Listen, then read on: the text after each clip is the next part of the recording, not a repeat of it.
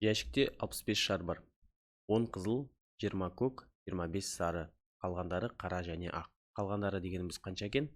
Оны есептеу үшін бірінші біздер барлығы 65 шар бар. Одан 10, 20, 25 сандарын азайтамыз.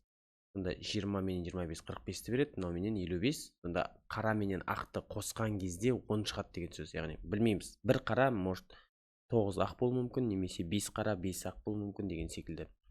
Кем дегенде 10 бірдей түсті шар болу үшін жәшіктен қарамай қанша шар алу керек. Бұл есеп бізде Дирихле деген принципке арналған есеп.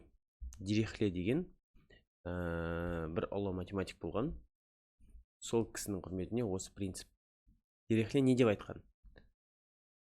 Осындай кезде біздер өзімізге 100% сенімді болу үшін бізге қажет емес нұсқалардың барлығын алып тастау керекпіз. Сол кезде тек қана қажет нұсқалар қалады. Бұл дегеніміз не? Бізге 10 бірдей түсті керек, бірақ біздер керісінше 10 бірдей еместерін алып қаламыз. Яғни мына қара менен ақты тек қана қараны алсақ 10 шықпайды ғой. Тек қана ақты алсақ та 10 шықпайды, себебі екеуінің қосындысы 10-ға тең. Сондықтан осы 10-ды барлығын алып тастадық деп ойлайық. Онда мынау болды, бітті. Жәшікте тек қана мына қызыл, көк, сарылар қалды. 10 қызыл бар, бірақ біздер керісінше тек қана 9 қызылды аламыз. 10-шы қызылды алмай қалдық. 20 көк бар, бірақ оның ішінен 9 көкті алып қалдық. Сосын 9 сарын алып қалдық. Сонда жалпы неше алдық уже? Жалпы 37-сін алдық. 37 шар алдық.